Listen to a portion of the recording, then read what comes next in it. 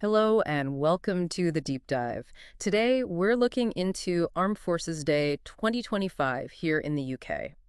Our mission really is to get a handle on its significance, how it's changed over the years, highlight some key events happening this year, and crucially, understand what it means personally to service members. And guiding us today, we have an expert who can really give us the context we need. Welcome. Thanks. It's great to be here to talk about such an important day. So, for those who remember, there was that shift back in 2009, wasn't there? Yeah, From Veterans Day to Armed Forces Day? that's right. What was behind that change? What did it really signify? Well, it's quite a fundamental shift, actually. Moving from a day primarily focused on veterans to Armed Forces Day deliberately widened the net. It now includes everyone serving personnel, reservists, veterans naturally, but also the cadets who are the future. The main driver was, to boost public awareness and appreciation for the ongoing service and sacrifice across the board, the whole military community, essentially. Right, so it feels more encompassing now, a broader sort of national recognition. Exactly. And how has that developed? Because it's not just a day anymore, it's Armed Forces Week. It is, yes.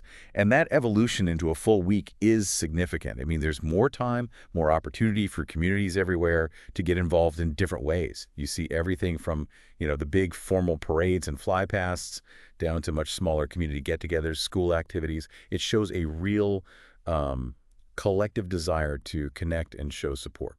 What does that look like on the ground this year? Can we maybe zoom in on some specific celebrations for 2025? Absolutely. So this Saturday, June 28th, you'll see quite a variety. Edinburgh, for instance, has a big parade planned along George Street. That'll be led by the Highland and Lowland bands of the Royal Regiment of Scotland. Then you've got Coventry holding a service at Holy Trinity Church, and then a parade around Broadgate, military displays, things for families. Scarborough's doing its annual event down in South Bay Parades, demonstrations right by the sea. Sounds brilliant. And Cleethorpes, that's usually one of the largest events in the whole country. It often draws, I think, over 200,000 people across the weekend. Live music, air displays, a huge parade. It's quite something. Wow. Oh, and London City Hall also hosted an online event that was on Thursday the 26th, focused on contributions and engaging the public digitally. So a real mix. That gives a great picture, thanks. Let's maybe shift to the personal side a bit. You served in the British Army yourself. What does Armed Forces Day mean to you personally? That's a good question.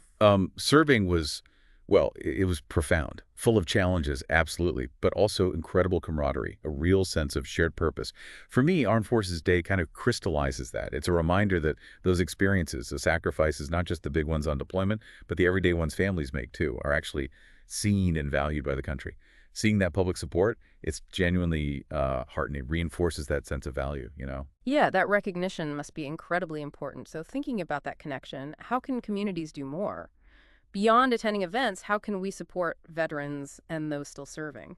Yeah, engagement is key, isn't it? And Okay. it definitely goes beyond just one day. Supporting military charities is a huge help. Organizations like, say, SAFA the Soldiers, Sailors, and Airmen's Families Association, they provide really vital support, practical help for families facing all sorts of issues.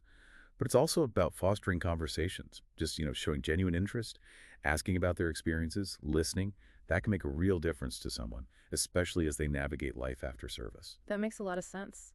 Looking ahead then, how do you see Armed Forces Day evolving? Will its impact continue to grow? I think it will, yes. I suspect we'll see it incorporating even more educational aspects, helping younger generations understand, military history, the values involved, the different roles people play today, things like the expansion of cadet programs, maybe more integration into school topics. Those are already pointing that way.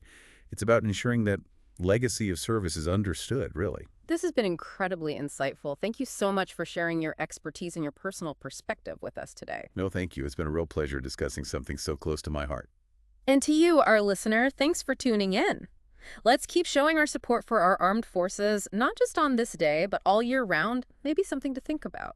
What lasting legacy does recognizing service create, both for individuals and for our communities? And how can you be a part of building that legacy? We'll see you next time on The Deep Dive. Goodbye for now.